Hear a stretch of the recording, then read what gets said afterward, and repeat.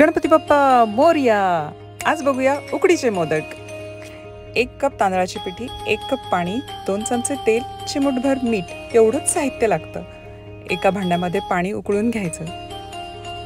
त्यामध्ये थोडंसं मीठ, 2 चमचे तेल किंवा तूपही टाकू शकता. एकदा पाण्याला उकळी आली की त्यामध्ये टाकायची तांदळाची पिठी. जेवढं पाणी आहे तेवढंच तांदळाची पिठी. लाटण्याच्या साहाय्याने ते मिक्स करून घ्यायचं.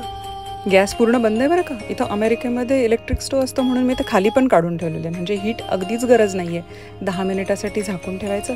तोपर्यंत सारण करून घ्यायचं. सारणासाठी आपलं नेहमीच 1 वाटी खोबऱ्याचं चव, अर्धी वाटी गूळ, खसखस, विलायची, जायफळ, 1 चमचाभर तुपावरती हे भाजून घ्यायचं. इथे एक टीप देते बरं का.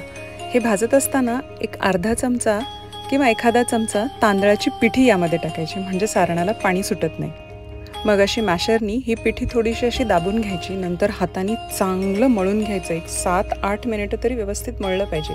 बघा, मळल्यानंतर हाताला जराही हे चिटकत नाही आहे. व्यवस्थित मळून घेतलं की ग्लुटेन फॉर्म होतं आणि त्याच्यामुळे पारी अशी लवचिक होते. तुम्ही बघू शकता किती पातळ पारी आहे, तरीसुद्धा अगदी लवचिक आहे. बिलकुल कडा कापलेल्या नाही आहेत. मग मस्त पाकळ्या पाडायच्या आणि मोदक वळून घ्यायचा. भरपूर सारण भरायचं त्याच्यामध्ये. छान पाकळ्या पाडताना तुम्ही तुमच्या आवडीच्या नंबरच्या पाकळ्या पाडू शकता.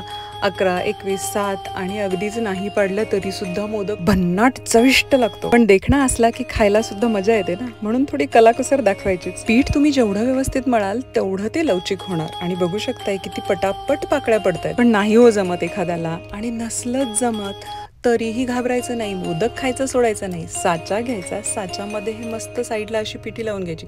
साच्याला अगोदर तूप लावायचं बरं का. आणि त्यामध्ये छान असं भरपूर सारण भरून घ्यायचं.